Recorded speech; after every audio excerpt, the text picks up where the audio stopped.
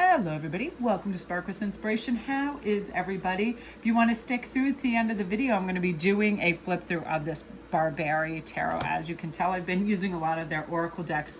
Totally amazing, this artwork, and this is so beautiful. In fact, when I did the flip through, I did it prior to making this video. I just love the use of elves and fairies and heavenly bodies, angels. Really, there's vampiric kind of energy to a lot of the cards too, but really beautiful saturated colors. And then he'll go to like these more beautiful muted tones and just have a pop of color, like with the red in this Empress card. So let's see what's happening. We have Empress, we have the King of Swords, and then we have the Magician. And to me, that speaks to going into, let's start at this end, you know, our internal musings and our internal ticking and what we're paying attention to and what we're drawing out of ourselves. Like, a lot of people have been mentioning this to me, and this happened to myself too. Sometimes we'll go into these really deep dream states, and they can be disturbing because disturbing things are disturbing. You know, we have a lot going on. We're chasing something. We're being chased. We're, you know, developing all these things. And then we wake up and we feel a little displaced. And then, you know, some normalcy has to occur. We either, you know, need to get some work done or pick up the house or eat or do something, converse with clients, family members, whatever, but to like kind of readjust and get reestablished right away. When we tap into our inner magic, is definitely our intuition and our inner voice saying, you know, you can make this day, this conversation, this situation into anything you want. You're the alchemist. Always remember that you are the one, you're the deciding factor. You get to be in a good mood by your thoughts, because our thoughts start to become a mood, start to become a personality, right? If you have people that are always cranky or whatever, they get to be known, you know, their personality is like, they're a little testy, they're a little this or a little, or you're optimistic. And I mean, that's not like, you know, toxic positivity where like you have your head in the sand and you're constantly just saying, that'll be fine, that'll be great, you know, meanwhile your house is burning down. But the Magician is saying you get to choose your thoughts about you and how you respond to other people, situations, environments, and whether you want to have things that can normally get into a mountain and bring it back down into a molehill. It could be like huge piles of laundry and things you have to get to, but modifying your thoughts. And I can do this with one step at a time. I think that's what helps us with the Magician, is we simplify. I can do this one thing, and that's all that has to be done. And then as we're doing that thing, we see our capabilities, we see our vibration go up because we're being productive, getting something done, whether it's just cleaning out our mental thoughts, it can be anything, preparing a meal for ourselves, something. And then the alchemy begins within us. Yes, we are capable. Yes, you know, everything, all the cogs and everything start to work, and then we get adjusted and aligned, and we become more of this, more clarity within our thoughts, more streamlined thinking, more not talking yourself out of a good idea, like getting exercise. Like earlier, I knew the first thing I had to do, I was like, right after your shower, just get outside. I haven't been like outside in nature, sitting there for a while, and I was just like, shower outside, shower outside. Don't think of anything else. You don't have to bring out devices. You don't have to do anything. Just go outside. And because I kept it simple, and I knew that it would benefit me to be outside in fresh air, that's all I did. And that's definitely what happens. I want to have these be more in the sunlight. The sun is slowly trying to go behind the big trees outside, and I have this gorgeous sun peeking through the window. But we get both of these, we get this energy, and then we go from this to this clarity of thought to, hey, I am the supreme guidance system for how I see things, interpret them, and my experience with them, right?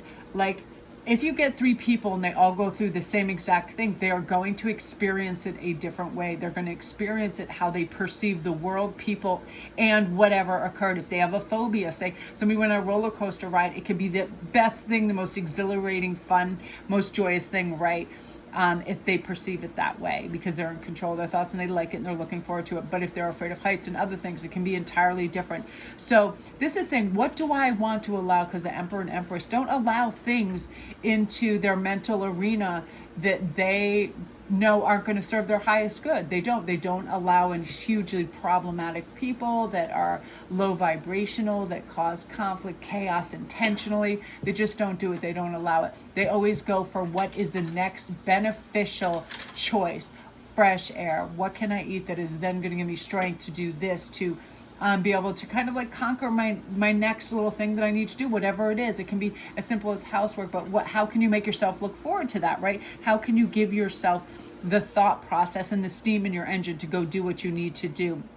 And the Emperor and Empress start with clarity of thought. Simple. Let me identify one thing, what needs to be done the most, right? When I wake up right away, I go to the animals' food dishes. Do they need feeding?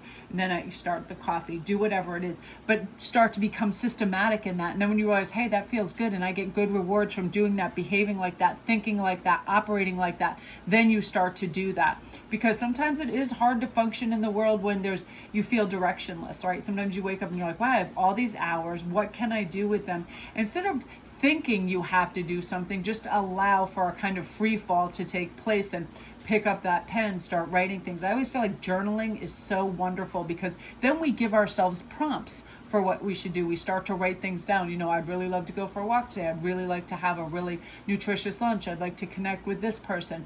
I would like to create this with some of my beautiful resources I have at my fingertips. And this reminds us that we're always capable of prompting ourselves to the next best action by slowing down. Leave space in between things. What is the big hurry? Why do we think we have a to-do list, a check-off list, if it doesn't? And also, if person, place, or thing doesn't bring us joy and we're not excited to do it, we don't have to do it. That's why a lot of like YouTubers and other people, I'm always, reiterating when people start, I want to get more sunlight over here, always reiterating that unless you're motivated to do something, it's like, let's not do it. Why are we going to half-ass or, do things of mediocre production value if we really don't, if there isn't an incentive or a drive where we feel like, yeah, I really want to do this and we're not motivated and don't have the passion for it, let's not. Because you've seen that too, like in shows and reality shows where a mom or a dad or somebody thinks they have to prepare a meal for the family and they act like it's a drudgery. They don't put magic passion or whatever in it because they've convinced themselves that it's a hardship or a task that they are obligated to do. And nobody likes the yoke of obligation. It's just how we are mentally hardwired. So we have to rethink it and let's get the magic in it. Like, yay, I get to make something nutritional for my family and look at these ingredients are awesome. Like I love when people get really excited about cooking and doing things and chopping stuff. And I was just watching the commercial for mermaids the other day where Cher and everybody's all dancing around the kitchen table, Christina Ricci and Winona Ryder, and they're dancing and they have music and they're making a really fun, buoyant, beautiful time of it. That's how we should approach these things. And we can always have the magic, we can always have the clarity of thought, and we can always have that sense of purpose and direction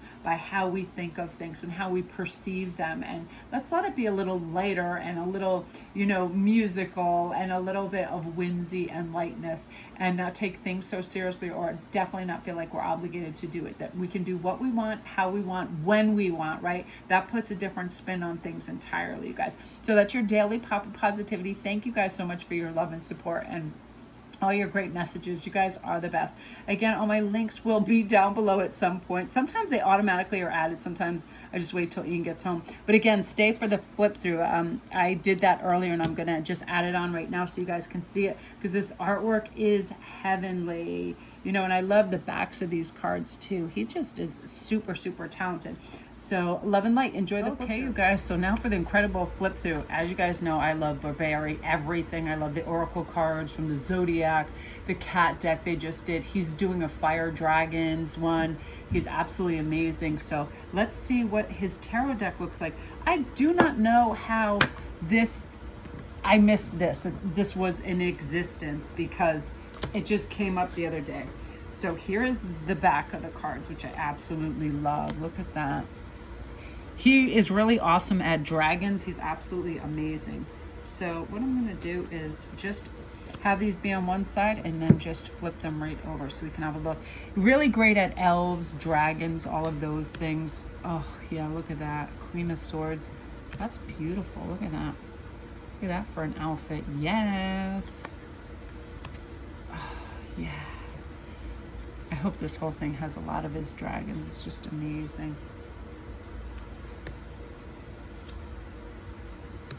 Let me actually have this be on that side and that be on that side. That makes more sense. Look at that. That's really scary. Whoa. That's awesome. Yeah, but again, it's like he uses these beautiful saturated colors that are amazing. Look at that. Oh, lots of elves, fairies, dragons. And also, if you have his zodiac deck, he has like magic genies, angels, vampires, just a really nice combination. Love that. Ooh, that's beautiful. Aces, gorgeous. Lots of beautiful symbolisms. If you look into his stuff, you'll see infinity, Celtic designs, carvings. That's beautiful. I like how he integrates in nature and with the people too. Like you'll see scales. Look at that. Wow, a spider. That's amazing. That's cool. This, yeah, it's a little on the darker side, and it has a lot of the kind of like Lord of the Rings feel, right? With some of the scarier critters in there. But again, the elves and Poseidon themes, the gods, you know, he's really big on things that remind us of the gods. With his zodiac deck where he has like Pluto and Saturn and all those are amazing. Look at that. I'm really excited because I also just ordered a fire dragon calendar because his deck isn't going to come out, I think, till summer. But the artwork was so beautiful. That's amazing. That's really gorgeous for the 5. I believe these are going to be the Pentacles. Yeah, look at that. Whoa, 3 of Pentacles. I love that.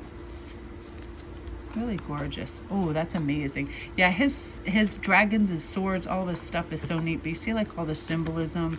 It's really cool. Vampires. I'm surprised he hasn't come out with, and he may well have a vampire deck. But yeah, his artwork, just dreamy, ethereal, lots of smoke and vapors and mists. That's beautiful. A lot of stuff like, it looks like Arthurian legends. Yeah, that looks very Lady of the Lake. I love that little piece of wheat in there. That's really beautiful. And this is one of those decks where you really want to take the time and study all the little things in the background as well. That is so cool. How much do you love that? He looks like baby Groot. That's beautiful right there. Lovely. And you know, for new readers too, if you forget like the tower, whatever, you forget that the numerics of it, you can always just have a guide or a book right by until they kind of like sink in what's in, and you get familiar with the numbers that match that. And oftentimes there's indicators that are quite close that let you know. Like in most decks, it's very hard to miss out on like the Devil, the Chariot. The tower is usually pretty obvious, and Hierophant, things of that nature. But it's like, yeah, you can always just keep, because this particular one came with a little booklet. And the thing I love about his, it comes in several languages. I believe, yeah, he is an Italian artist. I just read a little mini bio on him, and he was amazing. That's beautiful. Oh, that's amazing. Wow, I love that. Oh, yeah. Look at that get up. Hello, Z's. Beautiful. Wow. That is incredible. So that's awesome for Magician and the Fool card right there. Look at that.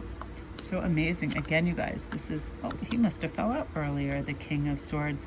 Again, you guys, this is the Barbary Tarot, and I'll be using a lot of the oracle decks that I have by him. I just love him, love him, love him. So that is a quick flip through of that. Let me know what you guys think. His artwork, so good. And I'm going to do a flip through of the calendar when it gets here. That should be arriving later today. But his dragons in this are so astounding, absolutely amazing. So thanks, you guys.